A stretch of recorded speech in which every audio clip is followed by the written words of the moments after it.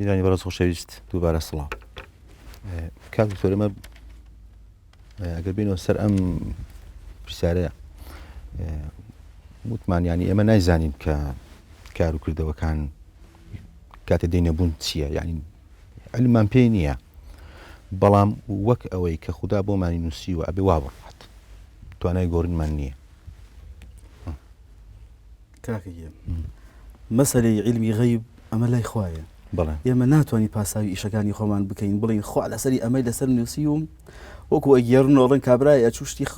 حرامی ئەخواردەوە ئەی خوا ئەمری پێ فەرمووم بۆی ئەی خۆمەوە ئەی ئەگەر خوا ئەمری پێ نەفەرموایە بۆشی نەمەخواردەوە.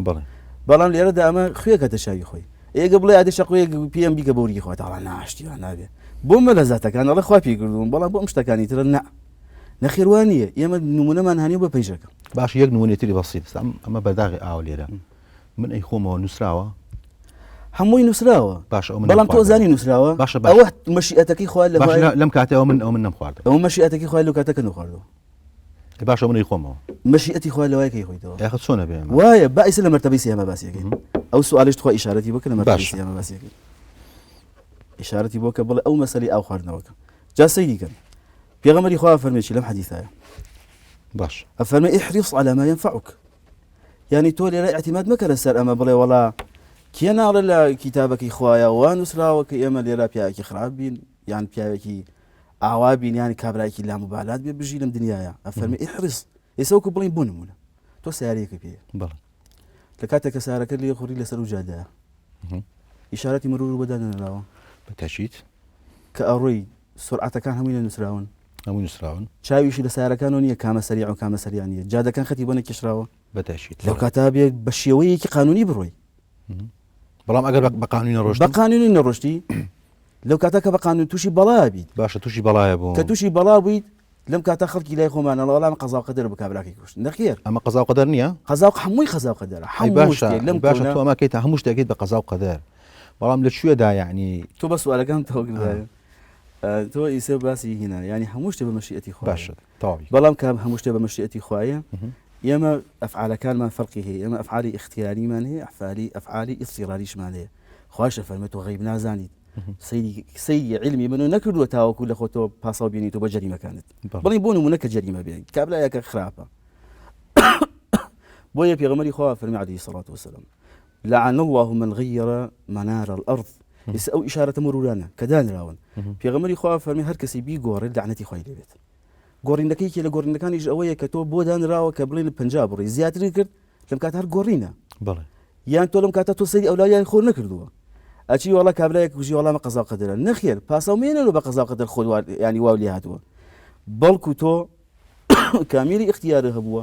توانیتە سەیری ئەولای خۆت بکەی سەیری هەموو شوێنێکی خۆ بکەی سەیری سرعەتی سیارەکانی بکەی لەم کاتا تۆ پاساوی جەریمەکەی خۆتەکەی کابرایەکە کوشت وەڵێ وەڵامە قەزا و قەدەرە ناتوانانی پاساوەوە بێنیتەوە بەڵکو تۆ لێرە عقوبە لەسەرە ئەبێ عقوبە بیرێت ئەبێ تۆ لێرە عقوبە بیرێ یان کامیلی حەدیثەکە ئەوەیە پێغەمبەری خوا فەرمی وەکو هەوڵی شەی هەوڵەکەش بەخوای بزانی وەستەعین بالله ئەبێ بڵێ یا ڕەبی خوایە میشەکەم ئیستیعانەم بە تۆیە مسلمان وا ئاڵێت کافریش هەرکەی کار بە ئیستیعانی خوایە هەرچەند واجب نەڵێت یعنی ئەفەرمێ پێغەمبەری خوا فەرمی وەستەعین بالله وەستەعین بالله یعنی چی سەفرێکیان کابرای هاتە خزمەت پێغەمبەری خوا عەلەیهی سەڵات وسەلام حشتەکەی چی لێ کرد نەبەستەوە هاتە خزمەت پێغەمبەری خوا دانیشت عەلەیهی سەڵات وسەلام پێغەمبەری خوا فەرمی بۆ نەبەستەوە فەرمی ئەی پێغەمبەری خوا تەوەکولم بەخوایە بۆ بەستنەوەی بۆچی خوا لەسەری نووسیبێ ناڕوا لەسەریشی نووسیبێ ڕای بژی بەسمەوە پێغەمبەری خوا فەرمی نە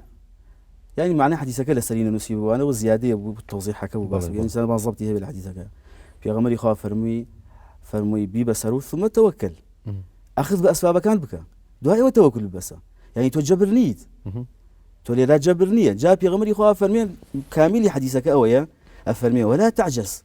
تولي لا دامنيش الا مغلوب اسراحه بلا والله ترحشي التقدير اخويا بس ما ابي بيكي بو چونك يكميان تو او غيبه نازاني كأو تقديري كخوا يعني كتو خوتك بو خود دانا وكأو خالص سيدو دانا لسد توي دايناو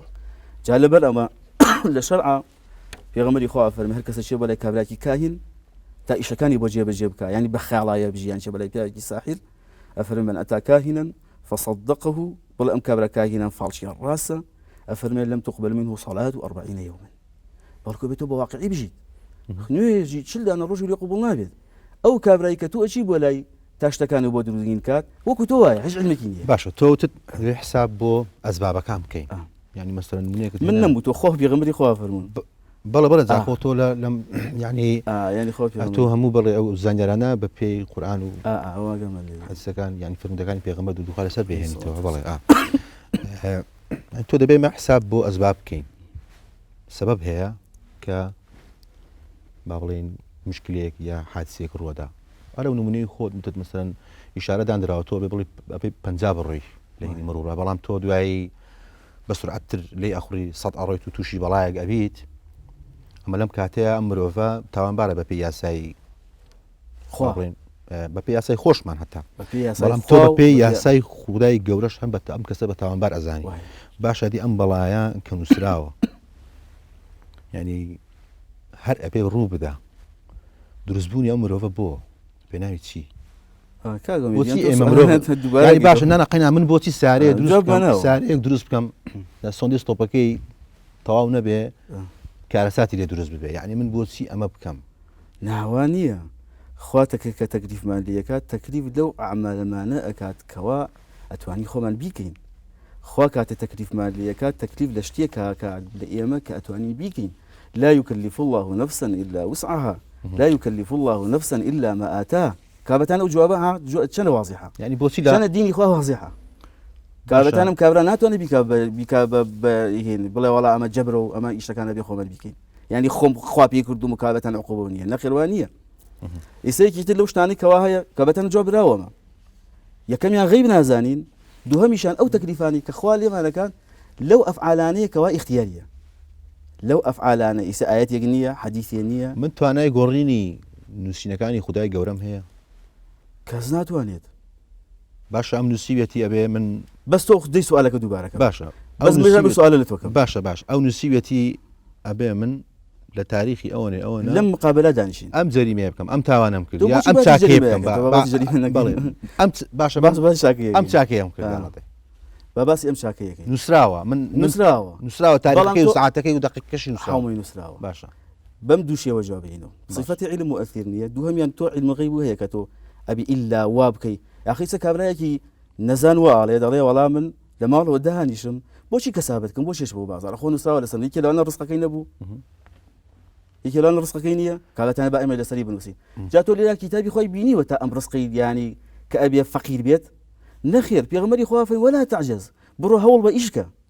ئەسبابی خوایی وایە باشم بەبەستەکانی تۆ تێگەشتم تەنها ئەوەیە زانینی خودای گەورە مؤثر نییە لەسەر کار و کردەوەکانی صفەتی واقعەوە بەڵام بڕخ نەگران ئەڵێن ئەمە ڕێک پێچەوانەوەیە ڕخ نەگرانی جی یا سەلام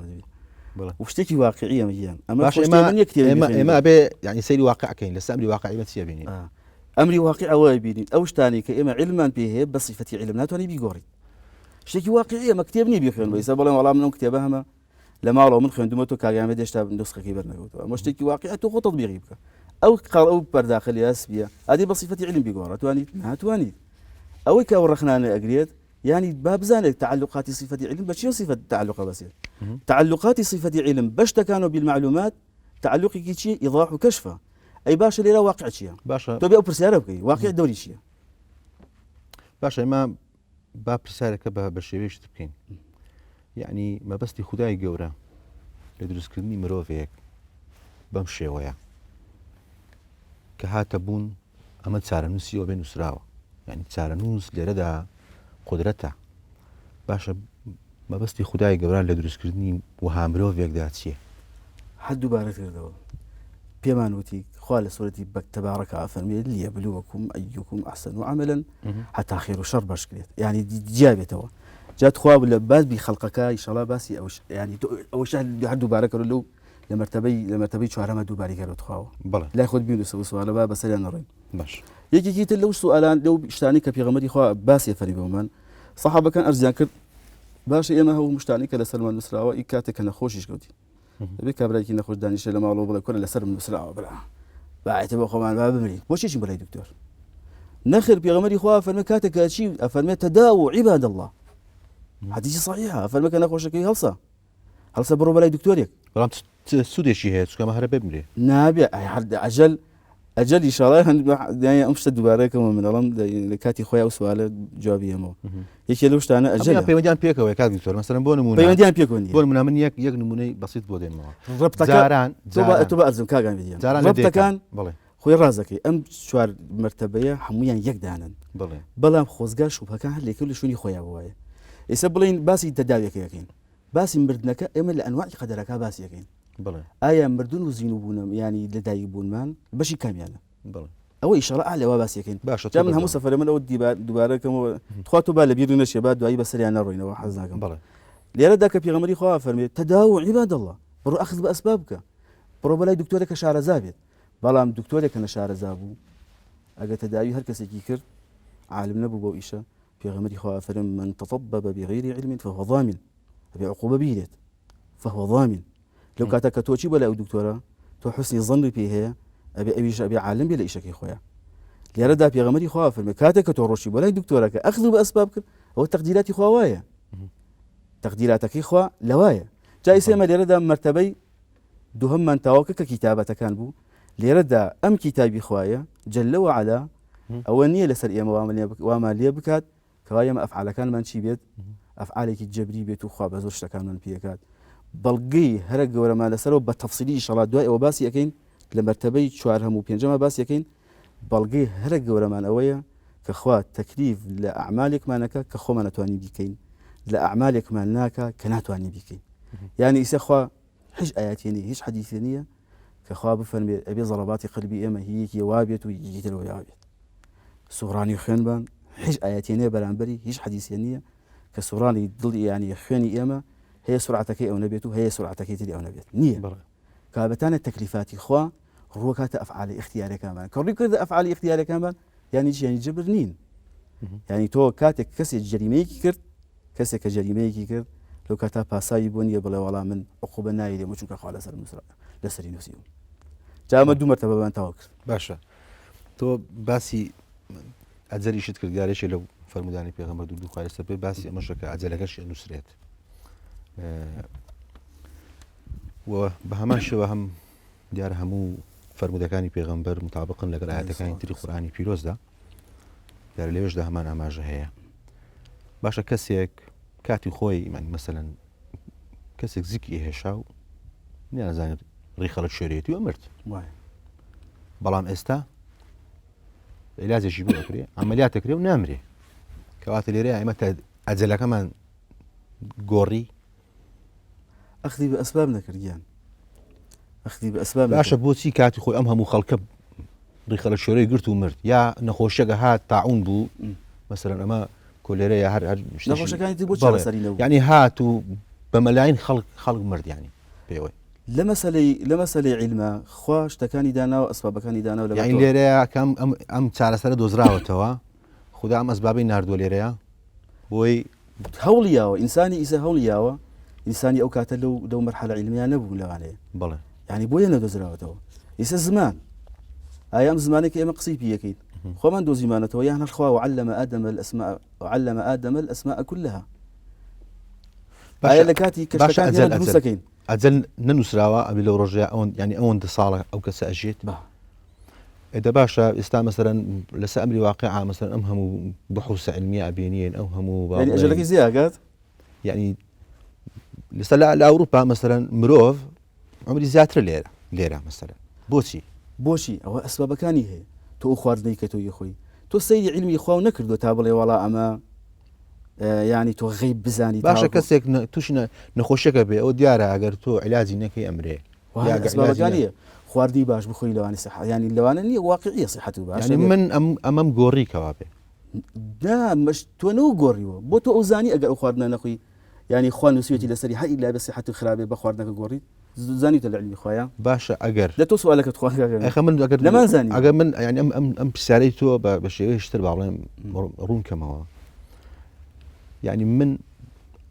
ئەسبابەکە نیم بۆ ئەوەی مەسەرەن کە دکتۆرێک بم بێم چارەسەری نەخۆشێ بکەم ئەگەر نەم کرد نووسراوە کە نەم کرد یا ئەگەر بە هەڵە عەمەلیاتم کرد هەڵەیەک ڕوویدا ینی با بڵێن نەنووسراوە کە منە بێ هەڵەیە بکەم نووسراوە بەس تۆ نابێ بیکەی بە جەریمە تۆ کتابەکی خۆ نەبینە برا وازی هەمشتم تۆ لێرەدا نابێت تۆ پاساوی جەریمەکەی خۆ بڵێ وەڵا لە کتابەکەی خوا نووسراوە لەم کابرا کە لەژێر عەمەلیاتەکەی منە دەرناچێت نەخێ کابەتانە با ئەمە گوێنێنێ وان نییە پێغەمبەری خوا نەیفەرمووە وەلا تعجز پێغەمبەری خوا نافەرمی ئەگەر تۆ لە شتێ نازانیت ینی کە تۆ تەداوی شتێ نازانی مەی کە چونکە ڤامینیت پێغەمبەری خوا نافەرمێ ئاعقل ئاعقلها ثم توكل يعني ئێمە نەمان بینی عنده مفاتيح الغيب لا يعلمها إلا هو تۆ لەم کاتا تۆ نازانی علمەکەی خوا بەم شێوە بۆ ئیلا ئەگەر ئەوم کرد وەڵام مەشیئەتەکەی خۆم گۆڕی وانە برا ئێمە علمی غەیب لە لای خوا یعنی علمی غەیبی خوایە دوای ئەوە ئەسبابی وەدا ناویت تۆ ئیسە کەسێکەوە خواردنی باش بخوا والله عالم صحەتی باشە بێت کەسێکە کتێب زۆر خوێنێتەوە والله عالم علمی زیاد بێت بۆ کەسێکی تر نییە کەوا هیچ دەزانێت هیچ نەخوێنێتەوە تۆ چیتە ئەو بازاڕە کەسابەتەکەی لا کەسێکی ترا فەرقی هەیە کە دایمە لە ماڵە دانیشتووە و چاوەڕێی خەڵکەکە پاری پێبات يعني ئەمانە ئەسبابەکان واقعینە بە شتێکی بابێنە سەر کابەکانە جەبر نییە بێنە سەر ینی تەورێشی تر ینی خدای گەورە هەموو ئەم پێغەمبەرانی بۆ ئێمە نارد سەلامی خوا لە هەمویان و دوهەمینیشیان پێغەمبەری خۆمان عەلەیهی پێغەمبەری ئیسلامە بەڵێ کتابێکی ناردووە کە قورئانی کەریمە بۆچی ناردوێتی بۆ ئەوەی ڕێنمونیمان بکە هیدایەتمان بدا باشە بەڵام لە زۆر شوێن لە ئاەتەکانی مەسەڵەن قورئانی پیرۆز ئاڵێ خوددا یعنی هیدایەتی کافر نادا هیدایەتی زاڵم نادا باشە ئەدی ئەگەر ئەمە بۆ هیدایەتی کافرێک و زاڵمێک نەبێ بۆ شێ ڕاستە هیدایە بەدەست خوایە ئەوە حەزەکە باشە کەوا بێ منە کە کافرم و زاڵم و بۆ خۆتەکەی نمونەی خۆت بە خۆت باشە ئاخر با من نمونەکە بە خۆ بێنمەوە بە نمونە بە خۆمان نەی بڵێ يعني نرخم لا الحق توانية بلام يعني بوي كسي قال من كافر مو ظالميشم وكو صدام حسين وكو هتلر وكو نازم شيء تمام بارنيم لبروي نسرة ولا سر هداية نسرة وهداية يعني خداش ناوي هداية جاء خوام سؤال هل دوباره كم والله ملكاتي خويا بيجي إن شاء الله أتخوا حرب وشي وش أنا نسيت كارجان جدًا إيش بنسى آية أو هدايته هداية دوا بيموتي وتم هداية بس خوي باش بوشي كتابة كان هاتون وانيا بله جاء إيش تواب بوشي ويبي نسوي إن شاء الله بام جاشين أصلا مرتبة سهم أما مرتبة كم يعني باسكت كوا علما بله مرتبة دوهم يعني نسيني علمك يا بله كأمدو أنا هردو كان علاقان بيك وهي صفتي علم صفتي مؤثرني وهروها في غمري خواب إشارتي فرمو بو أواني كوا يعني كفرمي يجبك لواقع بجي بواقعي بجي بويا حرامي كله لسنا تشمبلا كابراكي فالشي